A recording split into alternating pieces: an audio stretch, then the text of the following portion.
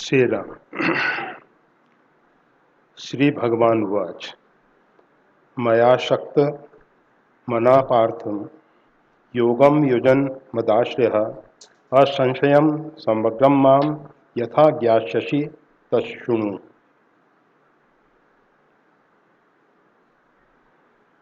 एक बहुत महत्वपूर्ण उपदेश भगवान श्री कृष्ण हम सबको देना चाहते हैं। पार्थ, पृथापुत्र पार्थ अर्जुन निमित्त बना है।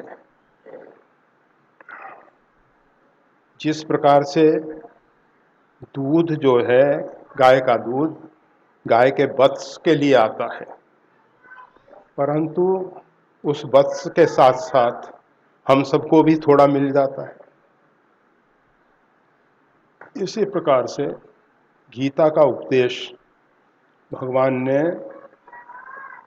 अर्जुन को निमित्त बना के, सर्वो उपनिषदो गावो, सब उपनिषद जो हैं गाय हैं, दोग्धा गोपाल नंदन, और उसका दूहन करने वाले गोपाल नंदन भगवान श्री कृष्ण है। पार्थो वत्स, ये जो पार्थ है ये वत्स है, बछड़ा है। तो ये दूध सब उपनिषदों का निचोड़ सार, हम सबकी एक समस्या है कि मन हमारा जो है बहुत चंचल है और ये संसार में आसक्त हो रहा है। इसकी जो आसक्ति संसार से टूटे, परमात्मा के प्रति अनुरक्ति हो, प्रीति हो, अथवा सीधे शब्दों में कहें तो भक्ति हो, उसके लिए भगवान कह रहे हैं वह योग जो मेरे आश्रित और तुम्हारा मन जो है मेरे में आसक्त होकर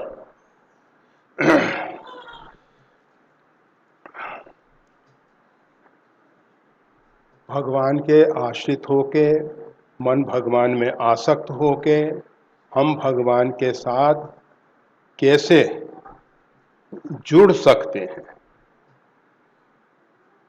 कैसे जुड़ सकते हैं, उस योग के विषय में भगवान श्री कृष्ण चर्चा करने जा रहे हैं। वो जो योग है उसमें किस स्थिति में हमको पहुंचना है उसके विषय में कहते हैं असंशयम समग्रम माम यथा ज्ञास्यसि तच्छृणु। सब संशयों से रहित होके, असंशयम मतलब तुम्हारे अंदर किसी प्रकार का संशय ना रहे, और समग्रम माम संपूर्ण रूपेण मेरे को, मेरे विषय में समग्र ज्ञान की प्राप्ति।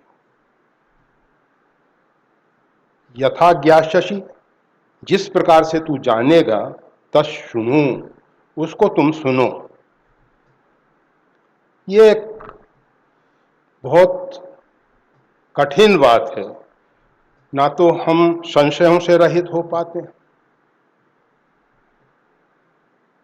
ये जो जिस स्थिति में भगवान श्री कृष्ण हमको देखना चाहते हैं, लाना चाहते हैं, जो उनके अंदर की एक अभिप्सा है,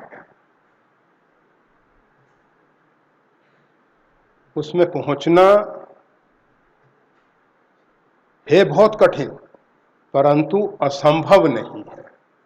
भगवान ने तो अपनी तरफ से कहा है, अब हम उसको किस प्रकार से कितना धारण कर सकते हैं। तो कहा जाता है भगवान बुद्ध चले जा रहे थे, निर्जन वन था, मध्याह्न का समय था, कोई उनके साथ नहीं था, केवल एक उनका प्रिय शिष्य वो उनके साथ था। उसने कहा, मैं आपसे एक प्रश्न करना चाहता था, परंतु मैं सोचता था कि अकेले में प्रश्न करूं, परंतु कभी ऐसा अवसर नहीं आता था कि आप मेरे को अकेले में मिल जाएं। आज बड़ा अच्छा योग बना है, आप और हम। भगवान बुद्ध ने कहा, बोलो क्या प्रश्न है तुम्हारा?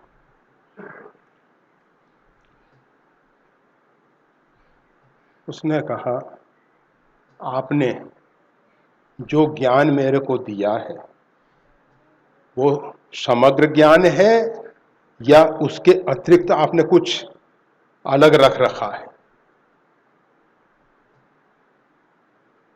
कुछ ऐसा होता है कि बहुत से गुरु अपना कुछ विशेष बचाए रखते हैं जिससे उनका गुरुत्व बना रहे, नहीं तो चेला भी फिर आगे निकल गया तो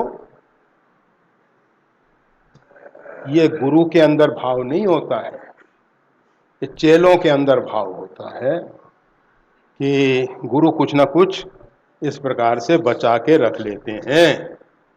परंतु वास्तविक में उन भगवान बुद्ध ने जो उत्तर दिया, देखो मैं तो एक प्रज्वलित दीप के समान हूं, प्रकाश दे रहा हूं, कौन ले पाता है नहीं ले पाता वो उसके ऊपर है। और आप सब जानते हैं, दिए तल अंधेरा,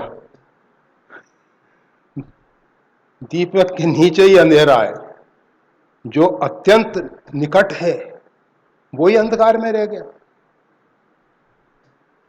मैं कुछ नहीं छिपाता हूं, मैं सब कुछ प्रकट करके कहता हूं, परंतु पात्रता के ऊपर निर्भर करता है कि हम उसको कितने अंश में स्वीकार कर पाएंगे, कितने अंश में हम स्वीकार कर पाएंगे।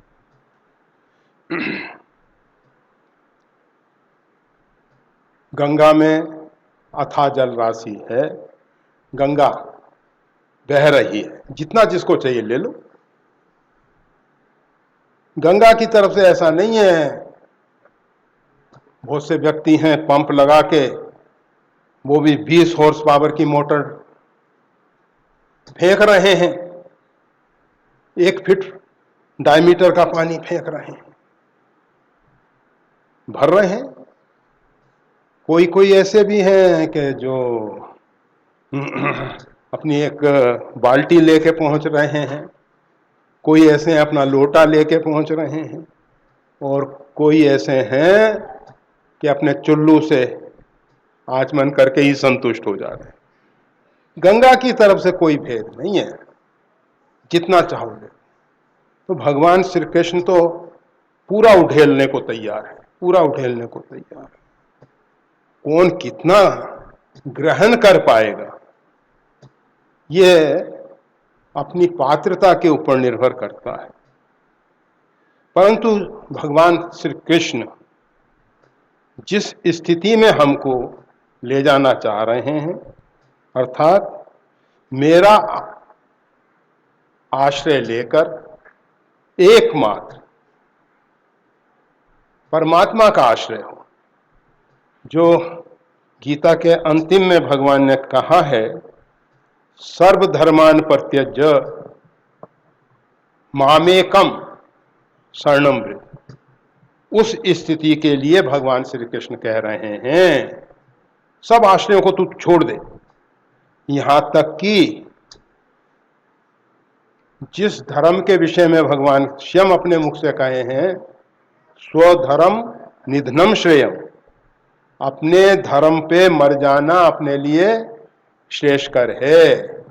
और यहां कह रहे हैं सर्वधर्मान परित्यज्य, सब छोड़ दे तू, अर्थात धर्म से हमारा उद्धार होगा।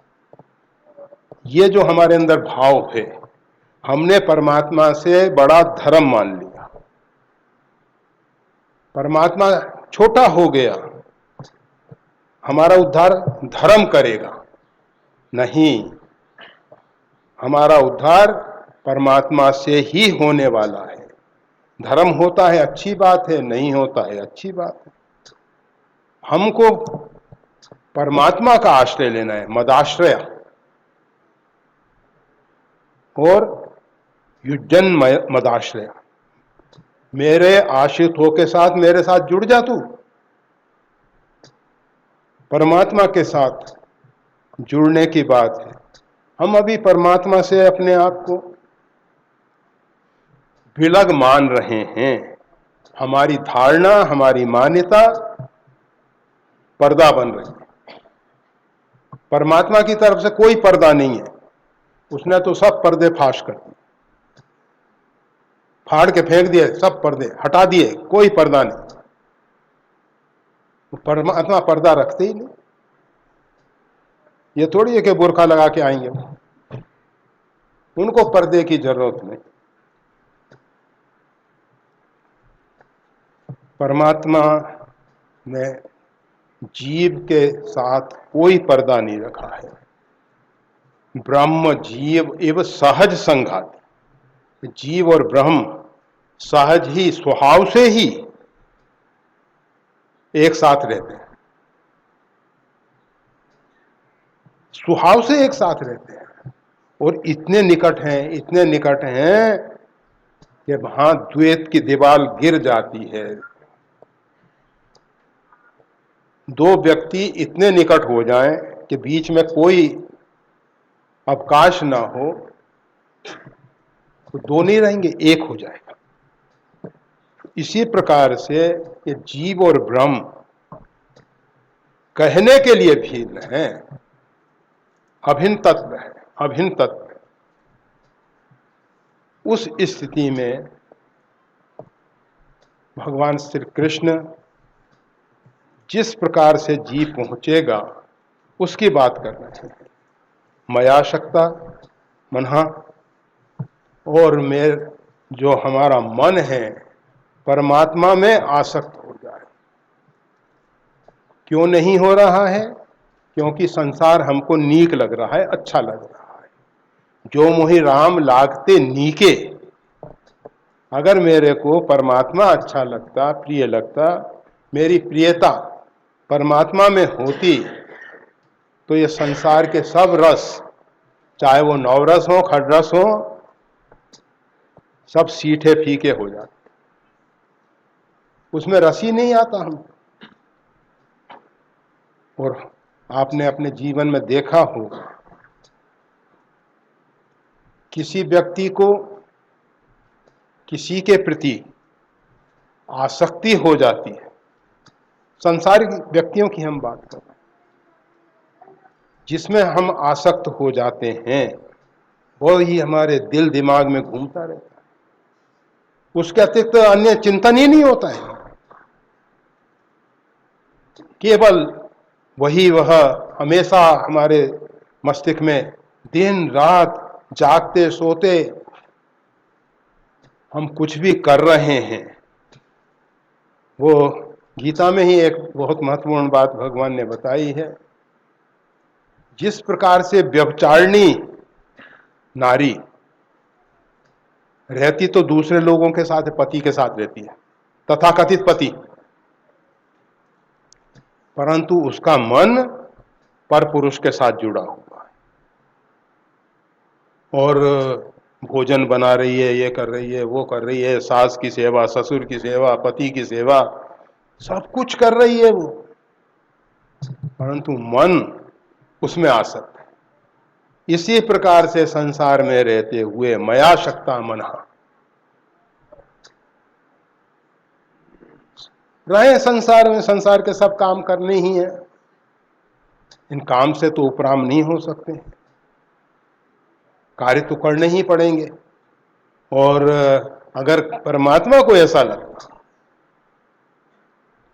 कि हमसे कोई प्रकार का कार्य नहीं लेना है, तो परमात्मा हमको वृक्ष वनस्पति बनाए हुए।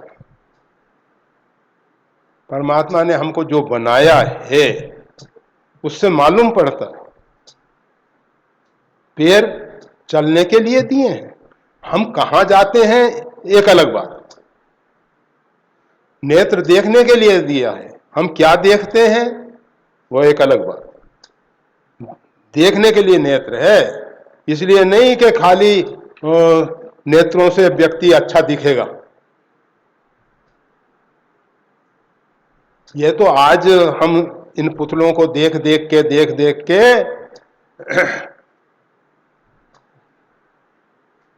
इनमें आसक्त हो रहे हैं और लगता है कि किसी के ये नेत्र गोलक नहीं है तो बेकार लगता है।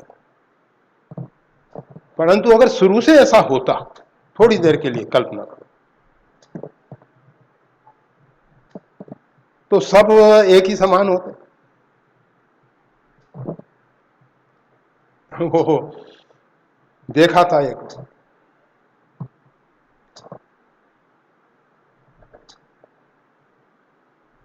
एक गांव में सब अंधे, सभी अंधे। एक नेत्र वाला पहुंच गया,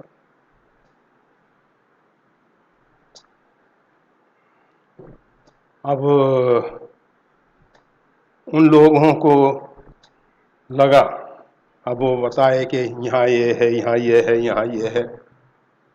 अब वो उनके तो किसी के थे नहीं, तो सब कहें कि धोखेबाज है, हमको धोखे में डाल रहा है, यहाँ ऐसा है, यहाँ ऐसा है। उसने बहुत कोशिश की समझाने की, परंतु कोई समझने को तैयार नहीं। अंतिम में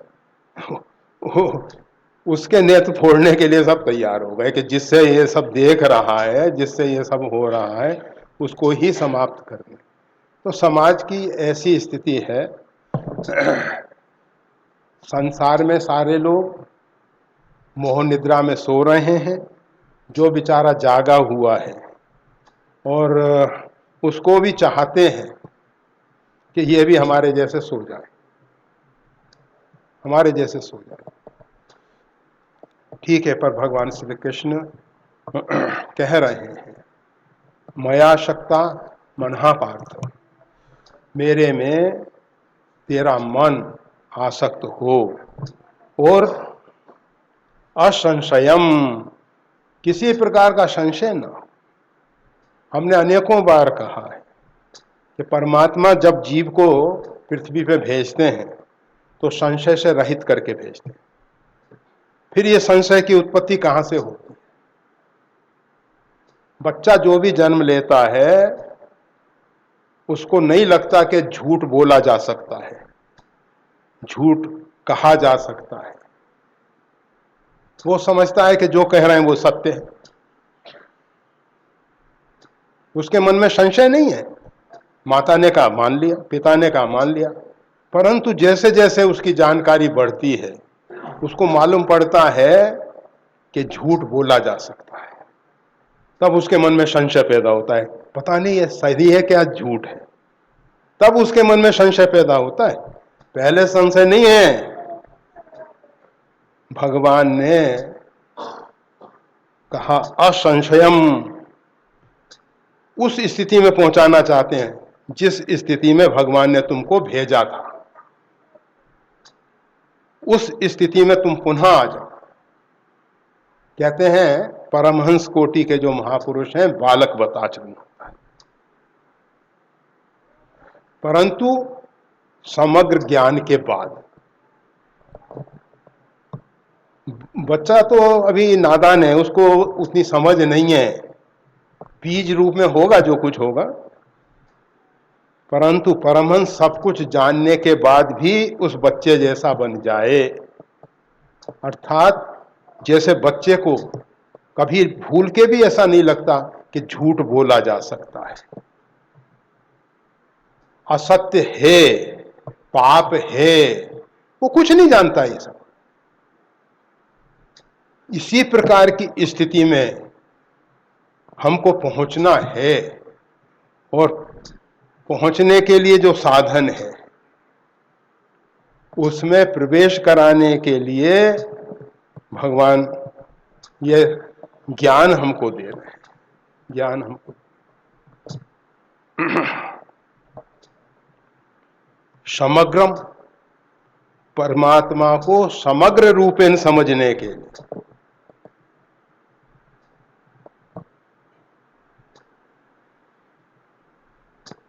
जब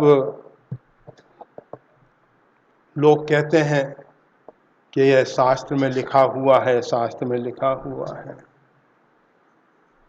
दूसरा कहेगा कि ये कुरान में लिखा हुआ है, तीसरा कहेगा बाइबल में लिखा हुआ है। गोस्वामी तुलसीदास जी कहते हैं इन शास्त्रों को सुन सुन के ऐसा लगता है बहुत झगड़ों सो, इनमें बहुत झगड़ा है, परस्पर विरोध है। कौन, क्या आपका शास्त्र सत्य है, क्या हमारा शास्त्र सत्य है? वो कहेगा नहीं कुरान ही सही है, वो कहेगा कि कुरान ही सही है, वो कहेगा बाइबल ही सही है, और यहूदी कहेगा कि नहीं वो पहले वाला जो नियम है वो ही सही है, ये तो जीसस क्राइस्ट ने नया दे दिया है।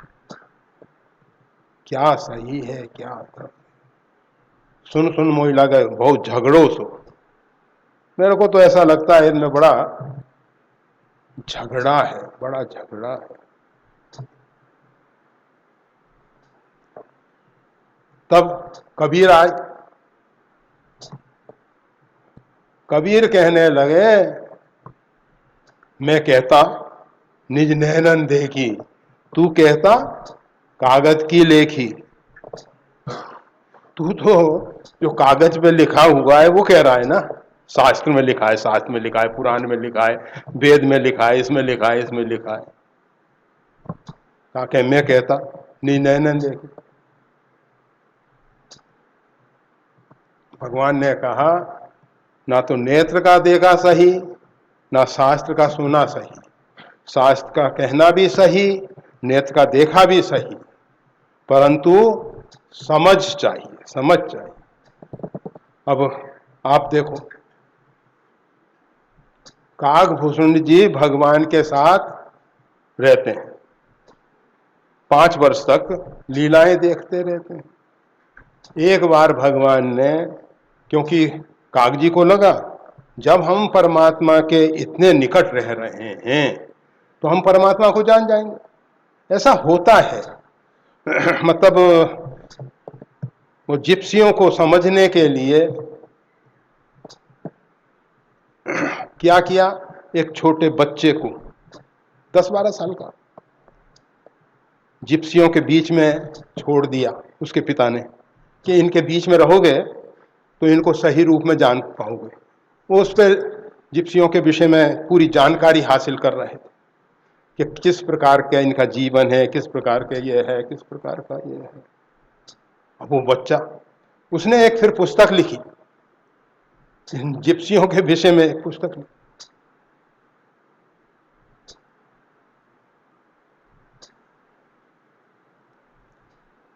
सबसे पहले समस्या आई, अब वो उसको लघु शंका जाना हो तो इधर उधर जाए, छिपके कहीं पेट की ओट में कहीं कहीं। और बच्चों ने कहा क्या करते हो तुम जाके? कहा भाई देखो समस्या ये है, हमारे घर पे तो वॉशरूम है, बाथरूम है, तो शंका निवारण कर लेते हैं, परंतु यहाँ तो ये व्यवस्था नहीं है।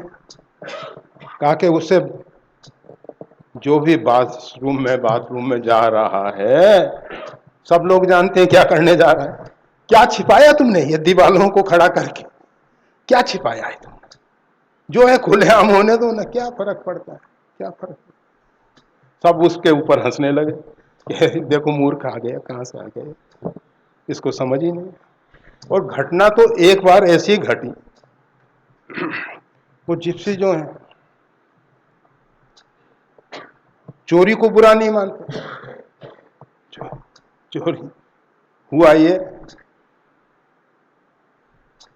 पुलिस आ गई, पास के खेत वाले ने बताया कि इन लोगों ने हमारे खेत में से काट के चारा घोड़े को खिला दिया चोरी से। पुलिस पूछी क्यों, ऐसा क्यों किया? कहा पृथ्वी भगवान की है, जल भगवान देते हैं, यह चारा भगवान ने पैदा किया है, घोड़ा भगवान का है, सब कुछ भगवान की है, वस्तु भगवान की सेवा में लगाने में क्या तकलीफ की है? हमने कौन सा अपराध किया है? कौन सा? उनकी एक अपनी समझ है। तो भगवान कह रहे हैं समग्रम माम, मेरे को सम्यक प्रकार से समझना है। परमात्मा को सम्यक प्रकार से समझने के लिए, यह प्रयोग भी गलत हुआ काकभूषण जी वाला। 5 वर्ष तक साथ में रहे, फिर भी परमात्मा को नहीं समझ सके। परमात्मा जो है हुआ दिखाते हैं, जब वो लेने को जाते हैं तो रो के दौड़ते हैं, भागते हैं। वो कहीं दूर चले जाते हैं तो ये रोने लग जाते हैं, फिर भाजत रुदन करहीं। हाँ, ये कैसा ब्रह्म है, इस प्रकार से खेल रहा है ये तो।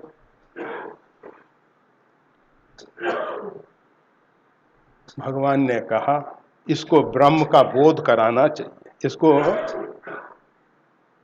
ब्रह्म कैसा है, परमात्मा कैसा है, इसको समझाना चाहिए। तो भगवान ने उनको पकड़ने के लिए भुजा बनाई।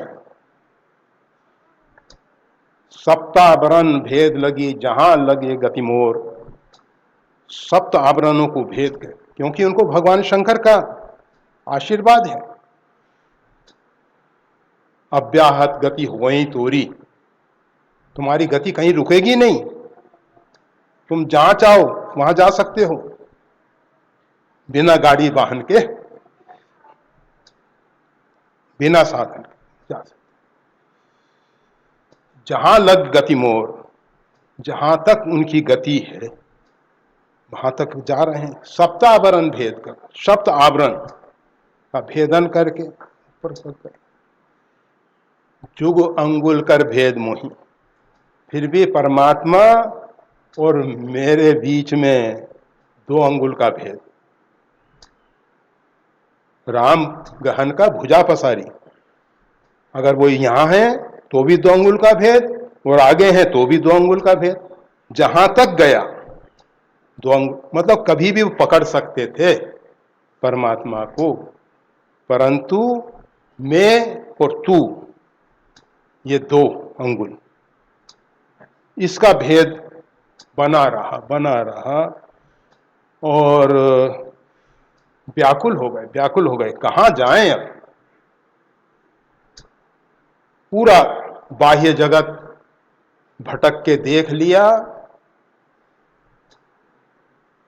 और फिर मूंदन नयन त्रिषित जब भयो, मैंने आंख बंद कर ली जब मैं बहुत त्रिषित हो गया, भयभीत हो गया, अपने आप में परेशान हो गया,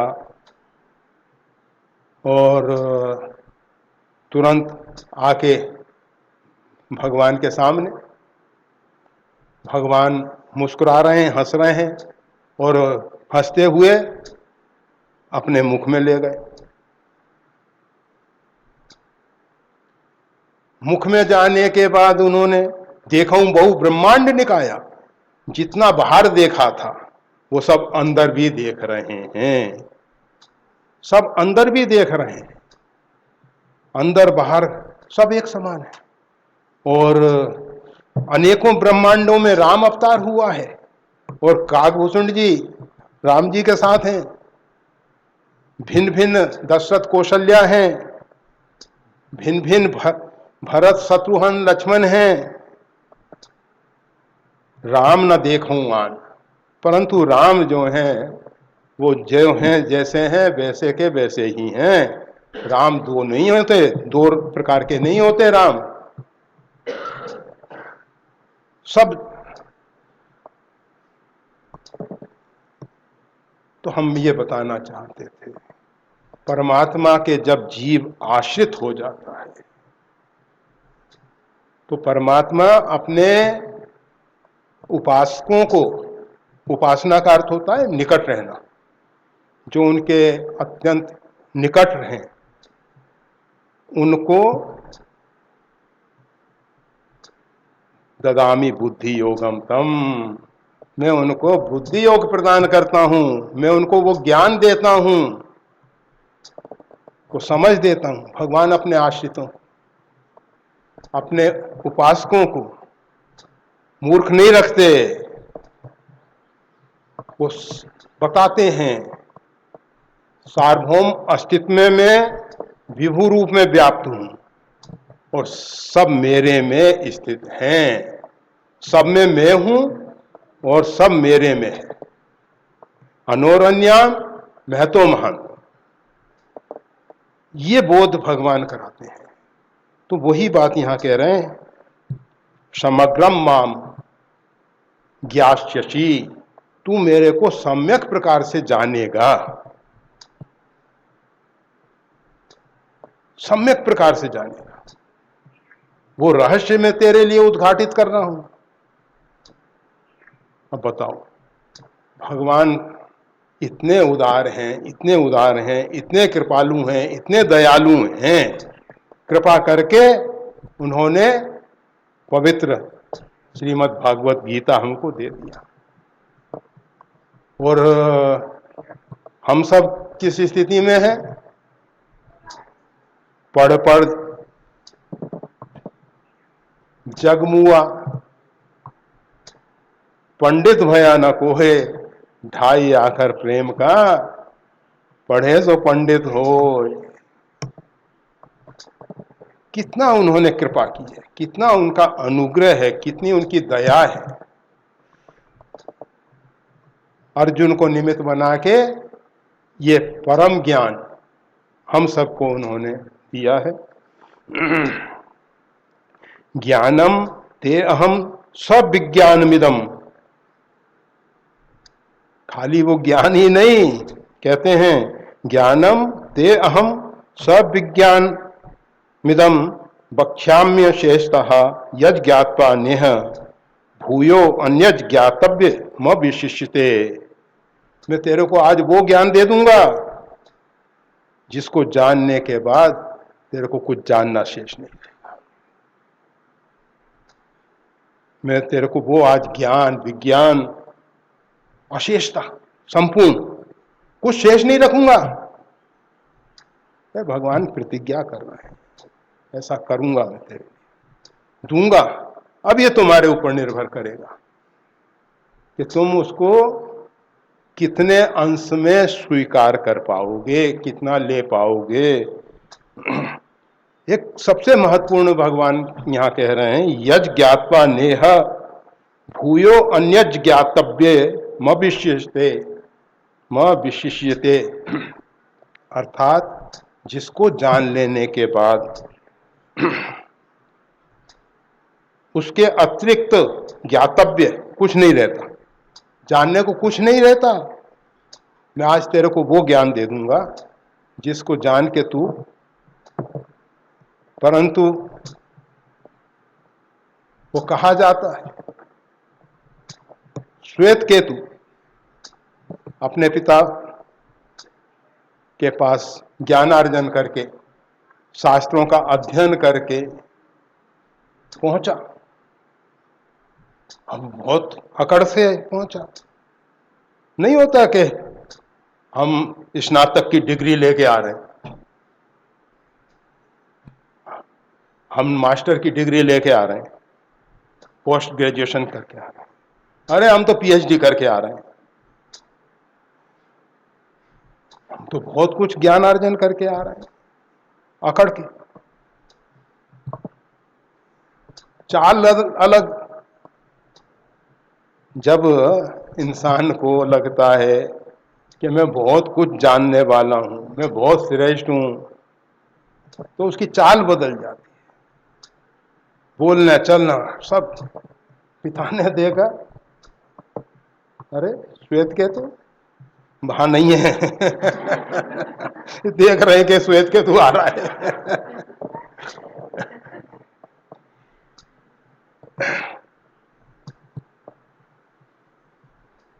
होता क्या है, विद्या ददाति विनयम, विद्या से नम्रता आनी चाहिए, परंतु उसमें तो अक्खड़पन आ गया।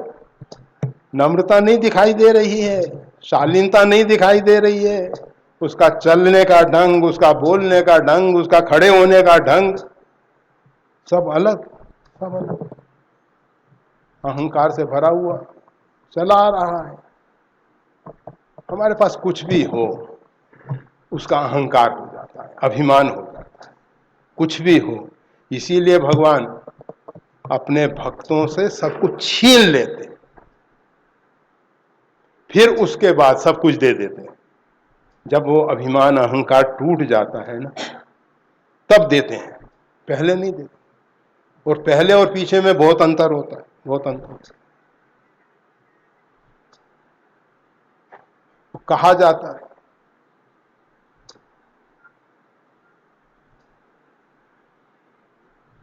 एक राजा एक महात्मा जी के पास गए, एक संत भगवान के पास गए।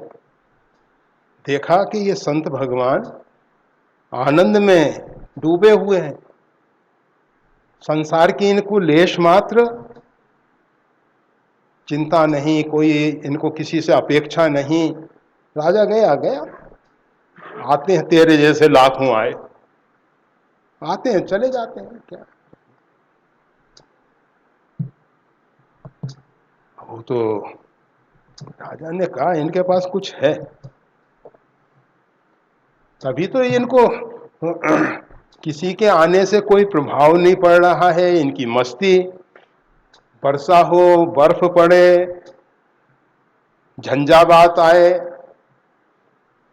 वावाजोड़ा, चक्रवात, कुछ भी आए, परंतु ये अपनी मस्ती में बैठे हुए हैं। इनकी मस्ती में कोई कमी नहीं आ रही, कोई कमी नहीं। कुछ है इनके पास, चरणों में पड़ गया साष्टांग। कुछ पाने के लिए व्यक्ति बहुत नम्र हो जाता है, बहुत झुकता है, नबन नीच के अति दुखदाई। परंतु जो भी है अब तो हो, आज तो इनसे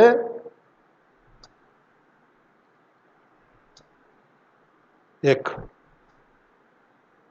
वो तत्व पाएंगे, वो मंत्र पाएंगे, वो विद्या पाएंगे, वो समझ पाएंगे, जिससे ये ऐसी मस्ती में रहते हैं। वो मस्ती हमको मिल जाए, वो मस्ती हमको मिल जाए।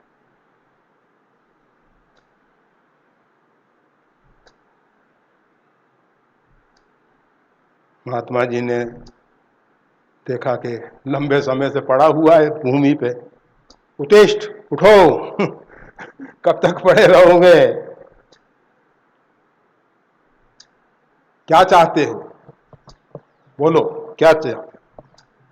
महाराज बस कठिन से कठिन परिस्थिति आ जाए, परंतु हमारी प्रसन्नता में कमी ना आने पाए, प्रसन्नता में कमी ना आने पाए। वो एक कृपा करिए, वो कृपा करिए, जिसको आपने पाया है वो हमको भी दे दे, हमको भी दे दे। महात्मा जी ने कहा कागज पेन है, निकाला तुरंत, लिख के कहा के गोल किया, उसको एक चांदी के ताबीज में भर के गले में पहना दिया। ले बेटा, ये तुमको एक ऐसा मंत्र दिया जा रहा है, जब तुम किसी क्लिष्ट परिस्थिति में फंस जाओ, कठिन से कठिन, भयंकर से भयंकर परिस्थिति, तो इसको ताबीज को खोलना और खोल के इसके अंदर जो लिखा हुआ है उसको पढ़ना। राजा ने वो तावीज गले में बांध लिया, वो तावीज बांध लिया, घर पे आया, वही रोज की तरह मौज शौक में जी रहा था। किसी दूसरे राजा ने आक्रमण कर दिया, आ गए तालिबान और आके सब तरफ से घेर लिया। अब राजा बड़ा चक्कर में, क्या करें? तो गुप्त मार्ग से, राजाओं के यहां रहते हैं गुप्त मार्ग में, ऐसी कठिन परिस्थितियों के लिए कहां से निकल के भाग जाना चाहिए। तो भागने के लिए वो घोड़ा वगैरह सब तैयारी रहती है। कभी भी संकट कोई कह के थोड़ी आता है, कभी भी आ सकता है, किसी भी प्रकार से आ सकता है। आया, राजा भागा और जंगल में निकल गया। वो शत्रुओं को मालूम पड़ा,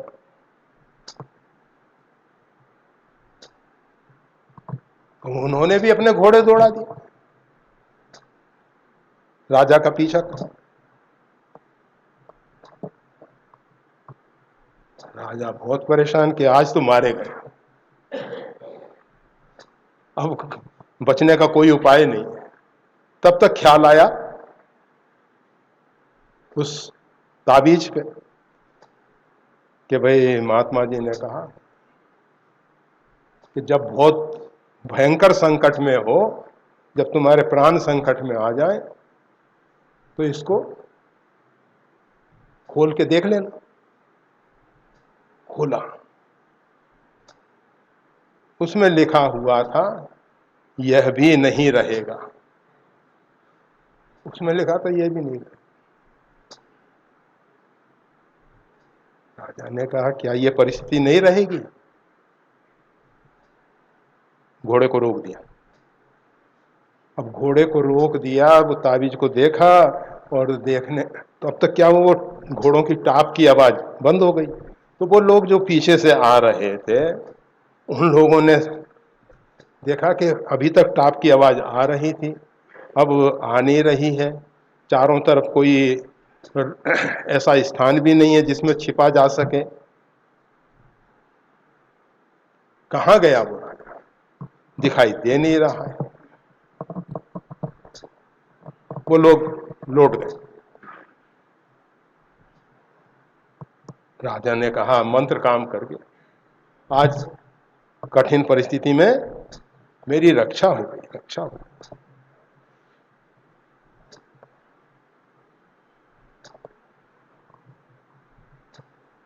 फिर एक वृक्ष के नीचे जाके बैठा, भूख लगी थी, प्यास लगी थी। कहा मंत्र कह रहा ये भी नहीं रहेगा, ये स्थिति स्थायी रहने वाली नहीं है। और संयोग ऐसा बना,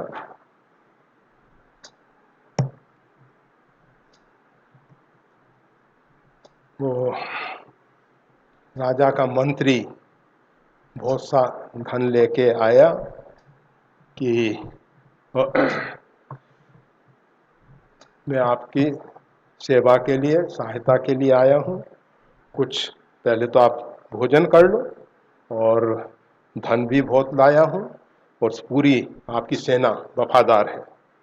उससे आश्वासन मिला है कि जब आप इधर आएंगे तो इन दुष्ट आताताइयों को वो एकजुट होके समाप्त कर देंगे, और आपका राज आपको ही संभालना है।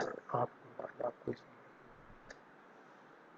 उसने कहा ये तो बहुत अच्छा मंत्र है, ये भी नहीं रहेगा, रटते रहता हूँ, सब काम अपने आप बन रहे हैं, ये तो बहुत अच्छा है। भोजन किया, फिर मंत्री को बताया कि अमुक समय पे हम वहाँ पहुँचेंगे। मंत्री ने जाके वो सब सेना को सूचित कर दिया, राजा जिस समय पहुंचा, राजा की अध्यक्षता में वो सब सेना, वो जो चंद टुकड़ी थी उन लोगों की, आताताइयों की, उनको समाप्त करके राजा को बहुत अच्छे शाही जुलूस के साथ ले गए।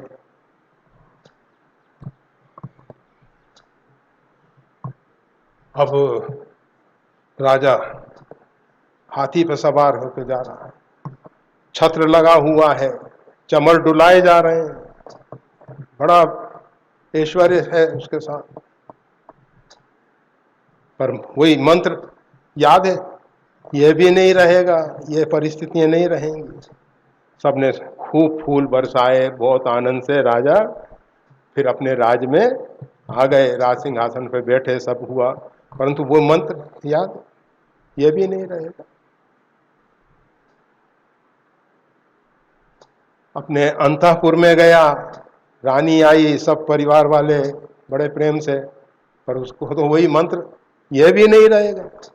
ये सब परिस्थितियां स्थायी रहने वाली कुछ नहीं है, कुछ नहीं है। अब रह रहा है वो उसी महल में, और फिर भी हमेशा उसको वही बात याद है, ये भी नहीं रहेगा। अब उसको तो वैराग्य हो गया। कहा कि उन महात्मा के पास जाके पता करना चाहिए कि क्या रहेगा। जब ये भी नहीं रहेगा, ये भी नहीं रहेगा, ये सब परिस्थितियां परिवर्तनशील हैं, तो क्या रहेगा क्या।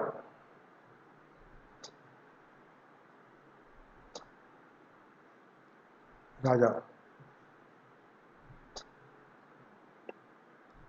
महात्मा जी के पास पहुंचा, कहा महाराज, आपके इस ताबीज ने, इस मंत्र ने मेरे को इस संसार की नश्वरता, क्षणभंगुरता, संसार परिवर्तनशील है, ये सब तो समझा दिया, सब समझा दिया, परंतु इसमें नित्य क्या है, स्थिर क्या है, कौन रहेगा, ये सब नहीं रहेगा।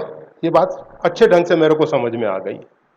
जो भी परिस्थितियां बनी हैं, कुछ ना कुछ समय के अंतराल में बदल जाती हैं, और आपके इस मंत्र के प्रभाव से भौतिक क्षेत्र में मेरा कोई अनिष्ट नहीं हुआ। आदि भौतिक क्षेत्र में मैं सुरक्षित हूं, परंतु अब अंदर से एक प्यास मेरे अंदर हुई है। वो प्यास क्या है कि इसमें नित्य क्या है, इस सब का आधार क्या है, किसके आधार पे ये संपूर्ण चराचर जगत चल रहा है, उसके विषय में मेरे को आप कृपा करें। तो वही ज्ञान जो इसमें दिया है वो ज्ञान उन्होंने, महात्मा जी ने अर्जुन को, तो उस राजा को दिया है। यज ज्ञात्वा ने भूयो अन्यज ज्ञातव्य मविष्यते। उसको जान लेने के बाद फिर कुछ जानना शेष नहीं रहता। भले ही तुम संसार में रहो, संसार से भाग नहीं जाओगे, पलायन नहीं कर जाओगे, रहोगे संसार में ही, परंतु हाँ, तो वो श्वेत केतु छूट गया बेचारा, वो कहाँ छूटा वो आ रहा था। पिता ने देखा कि ये तो महाशय बहुत अकड़ के आ रहे हैं, आए। पिता ने, आओ बेटा आओ, औपचारिकता उसने भी निभाई, पिता के चरण स्पर्श किए, कहो बेटा कौन कौन सी विद्या पढ़ी, कौन कौन से शास्त्र पढ़े। कहा 6 शास्त्र, सब दर्शन, आस्तिक दर्शन, नास्तिक नहीं, 4 वेद, 4 उपवेद सब पढ़ के आया हूं मैं।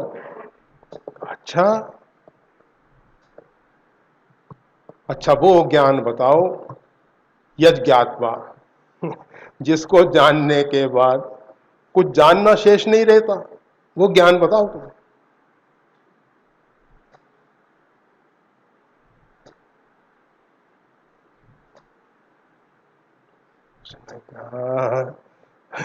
ये तो बड़ा विचित्र प्रश्न है, ये प्रश्न तो मैं नहीं जानता। कहा गुरुजी ने ये नहीं पढ़ाया मेरे को कि जिसको जान लेने के बाद फिर कुछ दूसरा जानना शेष नहीं रहता। आप किसी शास्त्र में से पूछो, किसी उपनिषद में से पूछो, किसी वेद के विषय में पूछो, उपवेद के विषय में पूछो, किसी दर्शन के विषय में पूछो, सबका जवाब दूंगा मैं। परंतु ये प्रश्न तो कहा अगर तुम वो ज्ञान ही नहीं पा सके तो तुम्हारी ये सब विद्या बेकार। जाओ फिर गुरुजी के पास। फिर गया गुरुजी के पास, कहा गुरुजी आपने मेरा इतना समय बर्बाद कर दिया, परंतु वो तत्व, वो ज्ञान मेरे को नहीं दिया।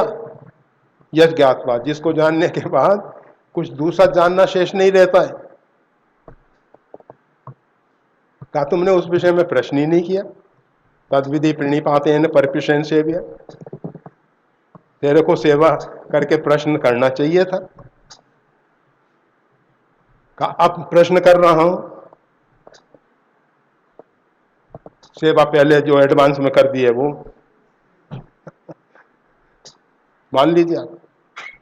अब प्रश्न कर रहा हूं।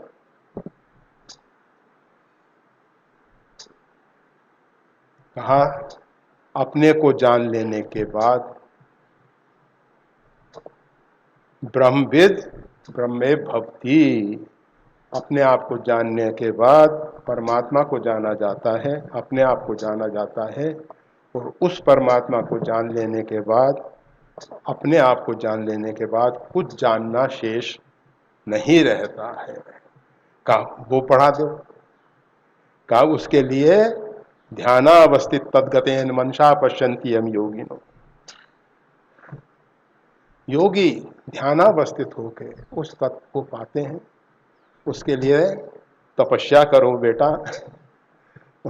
फिर तपस्या में लगाया है और फिर उसको बोध की प्राप्ति हुई है। तो भगवान कह रहे हैं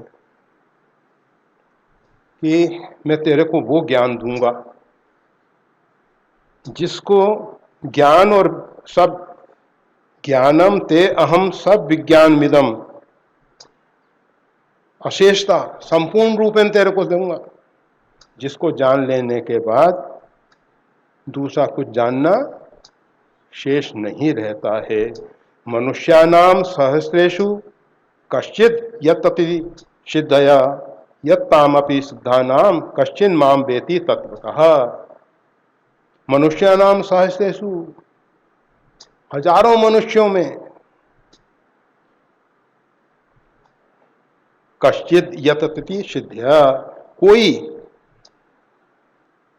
उस सिद्धि को प्राप्त करता है, कोई उस सिद्धि को मतलब उसको पाने के लिए प्रयत्न करता है। और यत तामपि सिद्धानाम, उन प्रयत्न करने वालों में, उन सिद्धों में, कश्चिन माम वेति तत्वतः, उनमें से भी कोई एक तत्व से मेरे को जानता है। ये अपने विषय में भगवान, उस ब्रह्म के विषय में भगवान ये अब ज्ञान देंगे। इस विषय में भगवान ने बताया है कि हजारों व्यक्तियों में कोई एक व्यक्ति उसके लिए प्रयत्न करता है। संसार के अधिकांश लोग जो हैं वो तो बस संसार में भगवान ने खूब अच्छा ढंग से खाने पीने रहने सहन सब सुविधाएं दे रखी हैं, उसी से तृप्त हो रहे हैं, उसी से तृप्त हो रहे हैं। और जो उनका तिरस्कार करके, मतलब जैसे भगवान बुद्ध, सिद्धार्थ, सब कुछ दिया था, तरुण पत्नी, छोटा शिशु, मतलब शिशु का जन्म ही हुआ था, लंबा समय नहीं हुआ था, और राज वैभव ऐश्वर्य सब सब था, क्या नहीं था, सब था। तो बहुत से लोग जो हैं संसार के इन्हीं साधनों में, इन्हीं पदार्थों में, इन्हीं व्यक्तियों में, इस ऐश्वर्य आदि में फंसे रहते हैं। उनमें से मनुष्यानाम सहस्रेषु, उन हजारों मनुष्यों में से कोई एक जो है मेरी प्राप्ति के लिए साधन करता है, और उन साधन करने वालों में से कश्चिन माम, कोई एक वेति तत्वतः, कोई एक मेरे को यथार्थ रूप से, तत्व रूप से जानता है, कोई एक जानता है। मतलब ये सब कहने का तात्पर्य क्या है?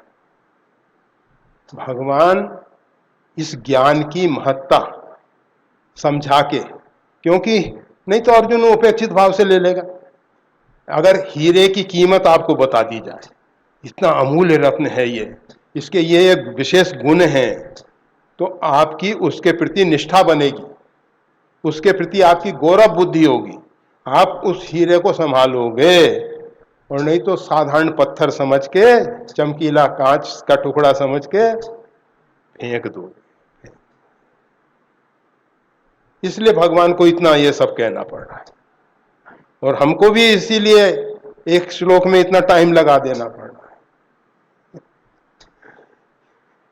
वो तो कहने में कुछ भी नहीं है, मिनटों में सब कह दिया जाए, 1 घंटे में पूरी गीता का पाठ हो जाता है। 700 श्लोक हैं, पूरा पाठ हो जाएगा, उसमें कोई तकलीफ नहीं। परंतु